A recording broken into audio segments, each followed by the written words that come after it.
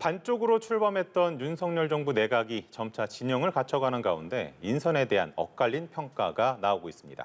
오늘 이 시간 기업 인사 전문가로 활약하다 초대 인사혁신처장을 지낸 이금면 전 처장과 말씀 나눠보겠습니다. 어서 오시죠. 안녕하십니까. 네. 안녕하십니까.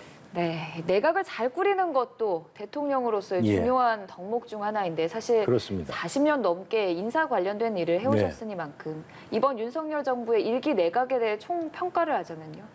총평이라고 한다면 일단 보면 국정의 안정적 운영을 우선한 무난한 인사라고 봅니다. 일부 걸러졌으면 하는 인물도 있었지만 기대되는 인물도 있습니다. 인사에 100점은 없습니다. 다만 공무원 출신이 너무 많고 현장을 얼마나 이해해 줄지 걱정되는 부분도 있습니다. 규제를 만드는 사람이 규제를 개혁한다? 이런 문제나 또는 대학 정원 조정 같이 알고도 하는 것이 많지 않든가 이런 지적이 있을 수 있습니다. 다만 행정부 인사의 어떤 균형과 다양성은 시각을 조금 다리 봐야 합니다. 일하는 능력에 필요한 다양성이 필요한 것이고 이는 전문적 경험의 다양한 조화가 필요한 것이지요. 다소 부족해 보인다고 하죠. 다만 정치적 균형은 이건 국회의 몫입니다. 행정부의 몫이 아닙니다. 국민에게 보여주는 어떤 첫 번째 그림으로서는 모양새가 좀 그렇다. 이런 평은 내릴 수 있겠습니다. 자, 그러면 사실은 인사청문 과정에서 그 후보자들의 도덕적인 흠결이나 이런 거를 들춰내는데 사실 집중이 되고 있는 것이 현실이고 맞습니다. 거기에 대해서는 뭐 정권을 바꿔가면서도 계속 반복되고 있는 그런 현실이다. 공수교대할 때 같죠. 그러니까요. 그러니까 이게 인사청문회가 좀 어떤 점이 좀 보완이 돼야 된다고 보십니까? 일단 이 인사청문회 제도는 여러 번 해봤습니다. 계속 논란이 된다는 것은 시스템에 문제가 있는 거겠죠. 전직 대통령들께서도 지적했듯이 인사청문회가 인재를 사장하는 어떤 덫이 되고 있습니다. 실제 매번 반복된다. 사람의 문제인가 시스템의 문제인가 우리 생각을 해야 됩니다. 정권 교체 시 빠른 정권 수립과 국정 운영이 사실은 국민이 바라는 바지요. 축구 시합에서 보면 베스트 11을 뽑고 시합에 나가지 않습니까? 대선 후보 단계에서 예비 내각을 미리 발표해야 됩니다. 선거 과정에서 예비 내각을 대상으로 해서 철저한 검증이 이루어질 것이고요. 선거에서 승리하면 예비 내각에 대해서도 이게 국민이 투표로 승인한 것이다 하는 이런 정권 교체 시 어떤 특별한 룰이 필요하죠. 예산안도 법정 기한이 있듯이 그래서 정권 출범 전 얼마 이내에 이것은 한다 하고 강제할 수도 있겠죠. 다만 대통령 임기 중에 바뀌는 장관에 대해서는 인사청문회를 하면 되겠죠. 내각의 실력이라는 것은 결국 정권의 실력이죠. 대선 과정에서 보면 대통령이 어떻게 다 압니까? 초인입니까? 상당 부분이 장관이 답할 문제 아니었었나요? 국회에서의 인사청문회 제도 이건 이제 매번 바꾸고 때 했으니까 이번엔 바꿔야 되죠. 전문적 능력과 향후 정책 능력 중심으로 개선하는 것이 이게 협치의 첫걸음이고 국민의 기대에 부응하는 것이죠. 기대하고 있습니다, 이 부분. 이 도덕적 흠결을 드러내는 데만 치우친 인사청문회에 대한 보완점들을 말씀해 주셨는데 사실 이 도덕성이라는 것도 추상적인 개념이다 보니 시대에 따라 또 환경에 따라 좀 많이 변하기도 하잖아요. 맞습니다. 도덕성이라는 것이 시대에 따라서 변하죠. 현 청문 방식을 바꾼다면 그 도덕적인 것을 이런 얘기를 하지 않습니까? 국회의원들이 그런 질문을 할 수 있습니까? 이런 우스갯소리가 있습니다. 사실은 청문회에서의 질문하는 국회의원의 평균적 도덕성은 얼마일까요? 그런데 이것은 국민들이 용인한 수준의 도덕성 아닐까 하는 사회적 합의가 이제는 필요하지 않을까 하는 생각을 합니다. 그 정도의 도덕성을 갖고 있다면 우리는 그건 이해하자. 특별하게 선출직이 아닌 공직자에게 더 엄격한 잣대가 적용된다. 이것도 모순이지요. 다만 행위 자체의 적극성과 의도성에 대해서는 이건 아니지 하는 것이 고려될 게 있습니다. 예를 들면 국토부 장관의 부동산 투기, 교육부 장관의 논문 표절, 국방부 장관의 병역 문제 이와 같은 것은 사전에 철저히 엄격히 걸러져야 될 문제죠. 이것은 걸리지 못하는 쪽의 문제라고 저는 봅니다. 자, 그런가 하면은 사실은 그 역대 정부에서 항상 이제 인사를 했을 때 특징적인 뭐 이런 단어들을 언론에서 많이들 사용을 하는데 이번에도 사실은 마찬가지인 것 같고 윤 대통령은 사실은 능력을 가장 우선시했다라고는 설명을 했습니다만 사실 안배의 부분이나 이런 부분에서는 조금 아쉽다라는 평가도 있거든요. 그러니까 맞습니다. 인사를 함에 있어서 능력을 최우선시해야 된다고 보십니까? 아니면은 안배를 더 고려해야 된다고 보십니까? 정치는 균형이고요. 행정은 능률입니다. 국민이 무엇을 바랄까요? 행정의 정치를 덧칠하는 시각으로 하면 국민은 보이지 않고 내 편만 보입니다. 계층의 타당성, 다양성 이것은 정치의 몫입니다. 행정부의 정권은 장관은 전문성과 분야 경험의 다양성을 중시하고 능력 중심으로 가야 됩니다. 국제적인 상대가 있습니다. 장관은 일하기 위해서 대표팀을 만드는 행위이지요. 그렇다면 국민에게 일의 성과를 헌신해야 하는 것이 그들이 해야 할 일입니다. 글로벌 대한민국이라는 가치에 부합된다면 누구든지 대표가 될 수 있어야 되죠. 다만 기업도 모양새는 중시합니다. 그 인사를 보고 다음에 내가 어떻게 되겠구나 하는 것을 예측할 수 있지 않습니까? 네. 이 정도의 모양새는 중요한 부분입니다. 간과하지 말아야죠.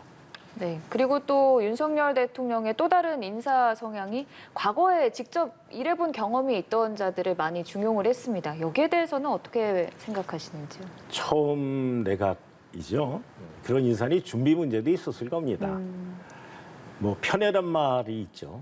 누구나 자기 사람을 기용하는데 아는 사람을 쓰는 것이 인지상정이라고 그러죠. 또한 일의 궁합이라는 것이 있어서 써본 사람이 제일 편하긴 합니다. 뭐 이거는 어디서나 통용이 되고요. 그러나 국가 인사의 기준은 개인에게 충성하는 것이 아닙니다. 국가에게 충성하는 것이 우선입니다. 그래서 국민 눈높이가 중요한 거지요. 인재를 널리 구하는 시각이 필요하겠죠. 전 국민이 국대 대상 아닙니까? 정부에도 제가 재임시에 만들어 놓은 국가 인재 DB가 있습니다. 네. 그거 활용하면 되시고요. 하여서 시스템이 중요합니다. 측근히 인사를 하는 것. 이것이 역대 정권이 보여온 폐해 중에 하나입니다. 누구를 통해야 한다는가. 이걸 보면 알죠. 내가 믿는 이가 아니라 국민이 믿어주는 이를 기용해야 되겠죠. 아마 문제는 바로바로 수정해야 할 것을 기대합니다. 알겠습니다. 뭐 이 부분에서 좀 이번 질문에서 좀 하실 말씀이 많지 않을까 좀 예상이 되는데 인사를 하는 데만 그치는 것이 아니라 인재를 어떻게 관리를 하고 예. 또 그래야 앞으로 향후에도 계속해서 인재풀이 넓어질 수 있을 테니까요. 예, 그리고 맞습니다. 잡음도 안 나올 테고 예. 조언을 좀 해주신다면 어떤 말씀해 주시겠습니까? 인사는 뭐 만사라고 하는데 그건 만사 아닙니다. 인사하고 끝이 아니죠. 네. 인재 시작이죠. 쉽게 얘기해서 전반전에 종이 울린 것입니다. 전반전 종이 울렸으면 이제 꿀을 넣어야 일을 한 것이지요. 그렇다면 훈련, 팀워크, 성과 이런 걸 보여줘야 됩니다. 지속적으로 사후 관리가 필요하겠죠. 또한 차기 후보군도 준비해야 되겠죠. 네. 교체 타이밍도 있고 부상도 있습니다. 잘하게 만들어가는 과정과 그 관리, 이 꼴을 넣는 것, 이것이 인사관리입니다. 헌데 정부의 인사혁신과 인사기능의 전문화는 어느 정도인가? 이거 한번 새겨봐야 됩니다. 기업과 달리 정부 인사기능은 1980년대에 머물러 있습니다. 그 사이에 기업들은 글로벌 스탠다드로 갔죠. 정부는 글로벌 스탠다드로 가고자 하는가 하는 문제 한번 짚어봐야 됩니다. 네. 사람을 특별하게 쓸 수 있어야 경쟁력이 있습니다. 우리가 가진 건 사람밖에 더 있습니까? 네네. 그렇다면 기업은 글로벌 경쟁을 통해 사람의 중요성을 터득했는데 정부도 사람에 대해서 다시 한번 생각해보는 관리 시스템이 필요하다는 거죠. 작은 정부라는 게 과연 장관 숫자라고 생각하십니까?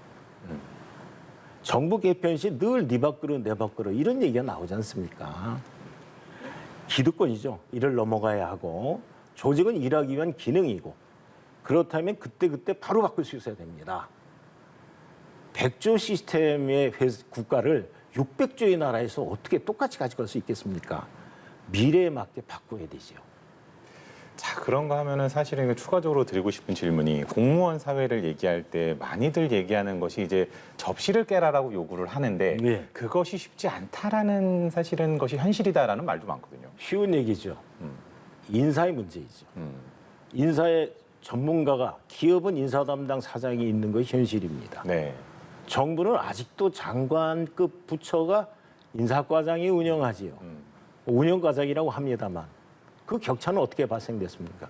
전에는 정부나 기업이나 같았습니다.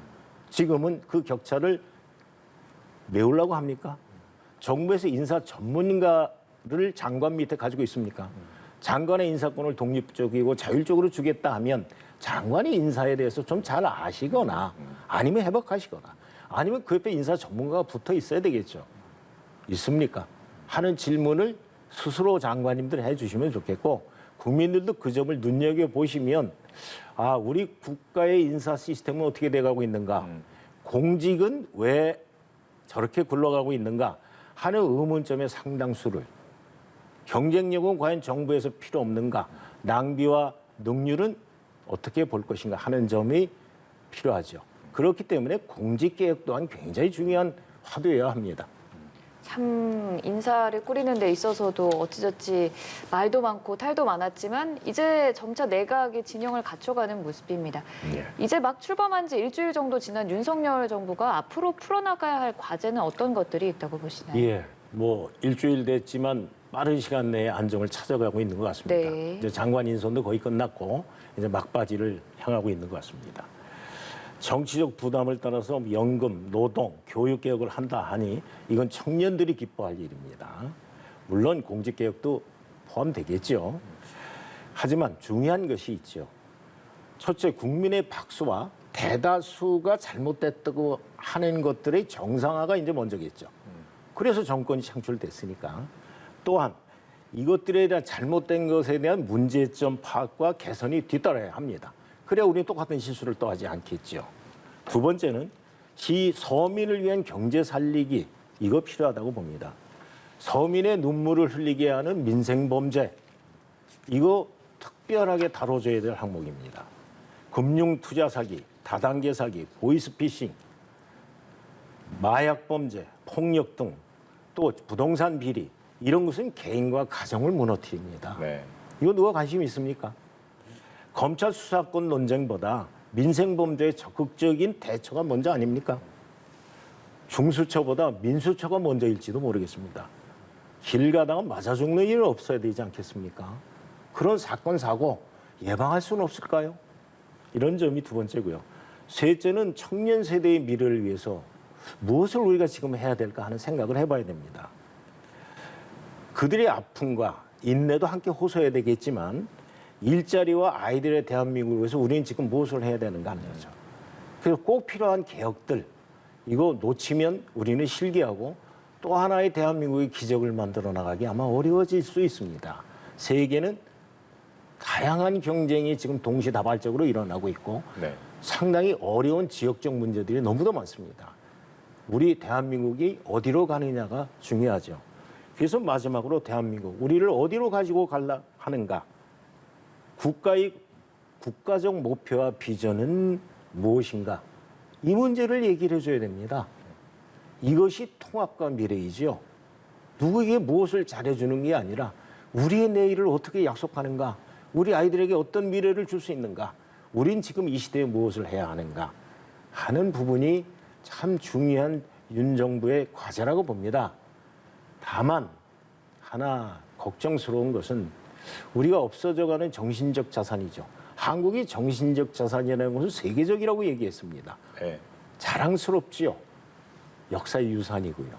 지금 그 자산이 어떻게 됐습니까? 우크라이나 사태에서 봤듯이 애국심, 그게 무시되거나 작게 봐야 되겠습니까? 근데 우리는 애국심을 얘기하면 어떤 반응들을 하나요? 청년들에게 어떤 것을 가르쳐주고 국제적으로 우리는 어떤 시각을 가져야 하고 세계 시민으로서 어떻게 살아가야 하는 그러한 정신적 자산의 재무죠. 쉽게 얘기하면 청년 정신의 재무장 같은 신청년 운동 같은 것 또한 게을르지 말아야 합니다. 우리가 왜 헬조선이라는 이야기에 손을 놓고 있어야 하나요? 일하는 것과 일할 수 있는 자리, 그런 여건, 이것을 만들어주는 것이 지금 정부가 각별히 신경 써야 될 부분이라고 봅니다. 네, 이번에 임명된 장관들이 지금의 초심을 잃지 않고 말씀해주신 국정 과제들을 잘 풀어나가길 바라는 마음입니다. 지금까지 초대 인사혁신처장을 지낸 이근면 성균관대 특임교수와 얘기 나눴습니다. 고맙습니다. 감사합니다.